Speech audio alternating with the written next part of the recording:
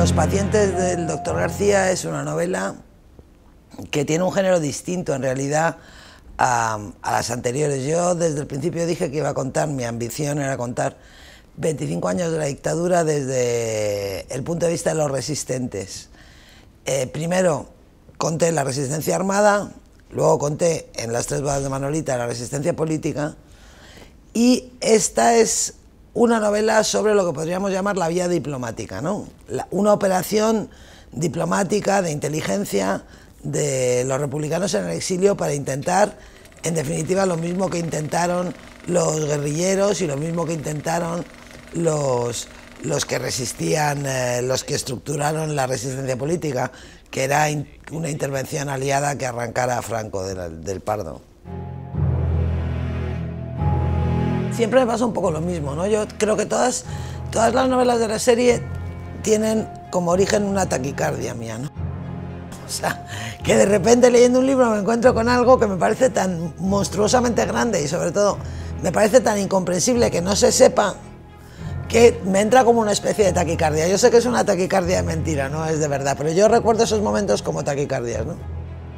Yo conocí a Clara Stauffer en un libro de un periodista español que se llama Javier Juárez, un libro que se llama La guarida del lobo, que se publicó en 2006 y que yo lo compré cuando salió porque la foto de la portada me llamaba, a veces pasa eso, ¿no? Y la foto de la portada era la de un hombre muy alto, muy apuesto y muy desfigurado a la vez, ¿no? Era una foto de Scorsini haciendo el saludo nazi así. Y había algo como morbosamente fascinante en este hombre tan marcial y tan apuesto y con aquella cicatriz que empezaba aquí y termina aquí, ¿no? Pero lo que no me podía imaginar era que había una mujer que desde la calle Galileo llegó a dirigir una red de la que dependía la vida de 800 personas. Ni me podía imaginar que lo más parecido a la Odessa de Frederick Forsyth que existió en realidad era una red que operaba desde Galileo 14. Entonces, bueno, en ese momento me quedé con la boca abierta, igual que siempre, igual que cuando leí sobre la invasión de Arán, igual que cuando leí sobre las bodas de Porlier, yo siempre me quedo con la boca abierta, me da una taquicardia. Yo lo primero que hice cuando me enteré de lo de Stauffer, dije, esto no puede ser verdad.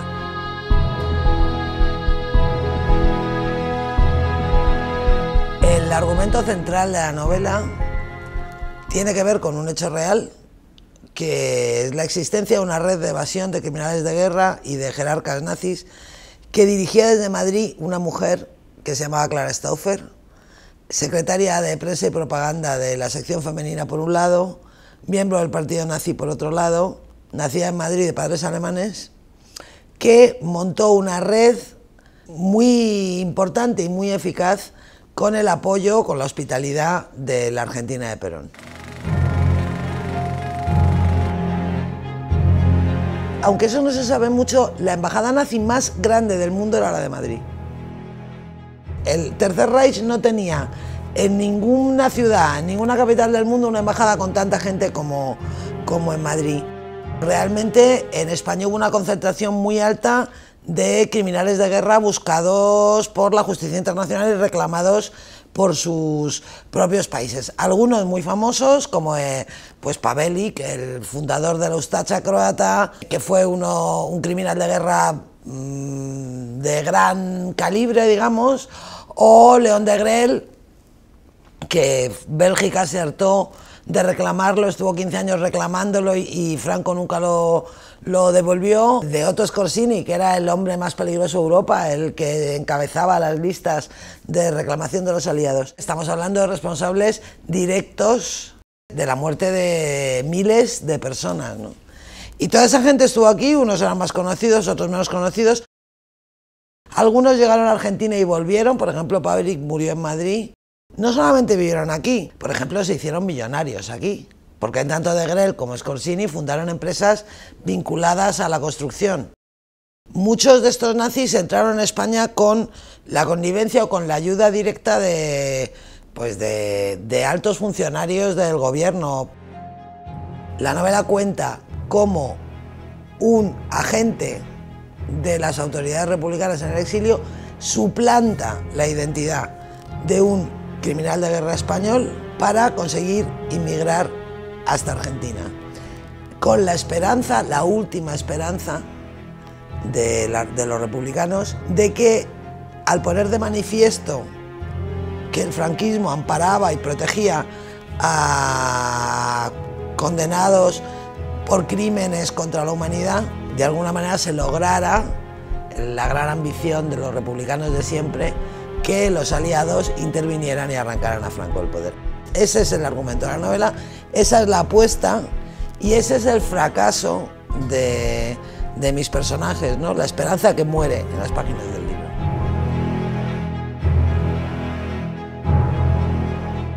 La red Stauffer es completamente clandestina. El Estado franquista jamás reconoció su relación con la red Stauffer, la red Stauffer jamás se autoproclamó una organización, no hay archivos, no hay documentos, no hay nada. En general, la historia de los nazis en España es una historia muy clandestina. El hecho de que Franco amparara y protegiera este tráfico es algo que no se conoció porque a los aliados no les interesaba, una vez más. Porque el gran problema de este país es que a los vencedores de la Segunda Guerra Mundial les gustaba más Franco que los demócratas españoles. Entonces no se podía poner de manifiesto esto había que taparlo, esto había que esconderlo, porque para el gran público era incomprensible. Lo que permitió que sucediera y lo que ha permitido que no se conozca es la infamia que representa de la actuación de los vencedores de la Guerra Mundial respecto a los demócratas españoles, que al final, en esta novela hay un par de momentos muy amargos y muy culminantes que resumen la novela entera, ¿no? Uno de ellos es cuando una antifranquista española, una mujer comunista, hija de un represaliado, le pregunta al doctor García, que es su marido, ¿qué hemos hecho nosotros para que a los nazis les vaya mejor que a nosotros, ¿no? Para que nos vaya a nosotros peor que los nazis? ¿Qué hemos hecho? Esa era la pregunta que no podía trascender y por eso esta historia no se conoce. En la historia se entremezclan los personajes de ficción con los personajes reales. Yo sigo las enseñanzas de Galdós en los episodios nacionales y en mis novelas los grandes nombres hacen cameos, o sea, los grandes nombres son secundarios. Los protagonistas son gente normal, gente corriente. Guillermo García Medina es un médico de una familia burguesa republicana. Su abuelo es un comisario de policía que encarna un poco el ideal del republicanismo progresista español de finales del 19 y principios del 20. Me interesaba contar desde la perspectiva de una clase social que prácticamente ha sido exterminada del relato de la guerra y de la dictadura. O sea, la burguesía republicana, que fue la clase social que trajo la república, que sostuvo la idea del republicanismo durante casi un siglo, porque es mentira que no hubiera republicanos antes del 31, durante todo el siglo XIX hubo republicanos. Esa burguesía institucionista y progresista que fue la autora de todas las ilusiones y de gran parte de las conquistas de la República ha sido exterminada del relato de la guerra y de la posguerra. Y a mí me interesaba contar desde ahí, me interesaba tener un protagonista que, bueno, pudiera contar esa parte de la historia que parece que se ha evaporado, ¿no? Parece que nunca existió.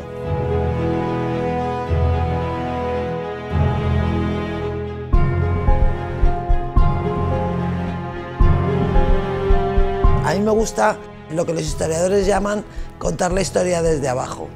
Mis protagonistas son personas pequeñas, personas corrientes, normales, ¿no? Héroes y heroínas que no lo parecen y que no encajan en la visión épica de la historia, ¿no? Guillermo es un caso muy claro y por eso él es el protagonista de la novela.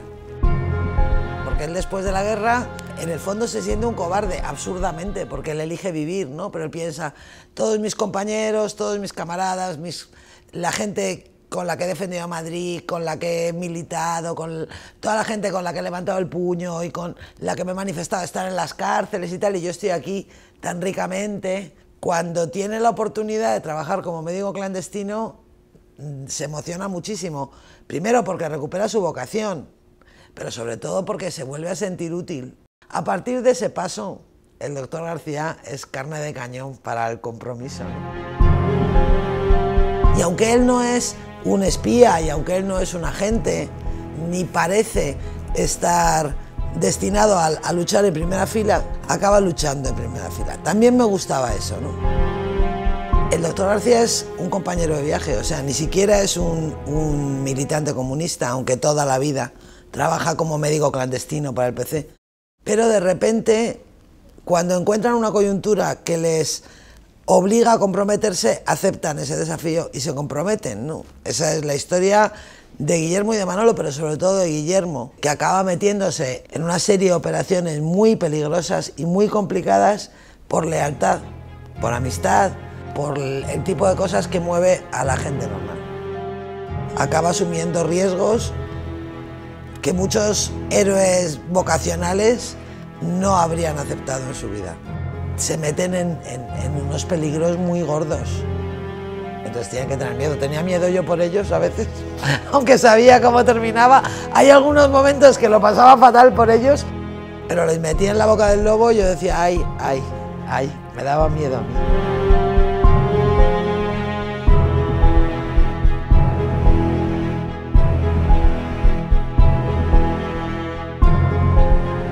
Hablo en la novela de un libro que a mí me impresionó muchísimo, que se llama El fin de la esperanza, una novela que publicó con seudónimo un antifranquista de la FUE madrileño que estuvo implicado en las revueltas del 46,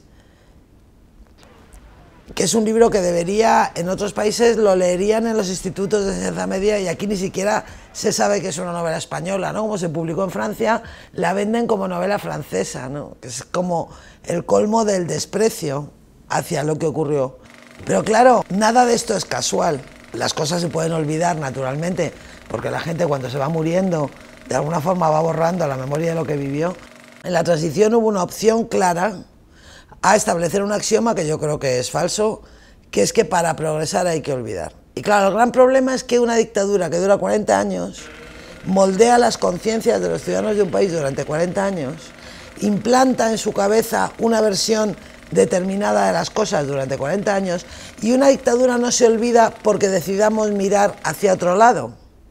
¿Comprendes? O sea, de repente aquí es como cuando los niños se tapan la cabeza de pequeños con la manta y dicen, no, pues si no pienso en los monstruos no van a venir los monstruos, pues igual, o sea, la dictadura ha seguido estando ahí, el franquismo ha seguido estando ahí, por mucho que no hayamos querido pensar en el franquismo. Entonces, el olvido no es casual, el olvido es inducido, forma parte de un proceso. Entonces, contar las historias olvidadas es contar también por qué, cómo y de qué manera se han olvidado.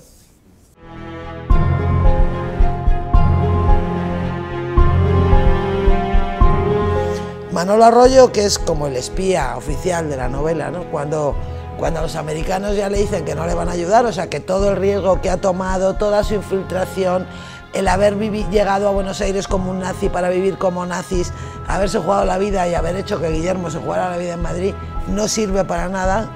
Él lo dice, bueno, a los italianos, a los austríacos, a los alemanes, que eran el gran enemigo, los aliados les devolvieron la democracia, la dignidad, el orgullo. Los españoles se quedaron aparte, ¿no? Nunca consiguieron ni trato de amigo ni trato de enemigo. Los demócratas españoles eran incluso gente molesta, ¿no? Porque eran como los que decían la verdad pero ya molestaban, ¿no? De a fuerza de insistir. A Mussolini no le depusieron los italianos solos, a Hitler no le derrotaron los alemanes solos y nunca jamás una dictadura ha caído por la sola voluntad de los ciudadanos, ¿no? Entonces parece como que a los españoles les dijeron, bueno, vosotros os apañaréis, y luego la imagen que tiene la gente por ahí fuera es, bueno, en el fondo le tolerarían, ¿no? Porque como se murió en la cama, con lo cual es infamia sobre la infamia, realmente. Es una historia muy triste. An eco cameraman risked imprisonment to snatch these pictures, a country where normal, peaceful opposition to the regime is not and will not be tolerated. Eso ocurrió a lo largo de todo el franquismo, ¿no? Los republicanos se mataron, o sea, hicieron de todo y trabajaron como monos para nada, ¿no? Para nada, porque al final nunca pasaba nada.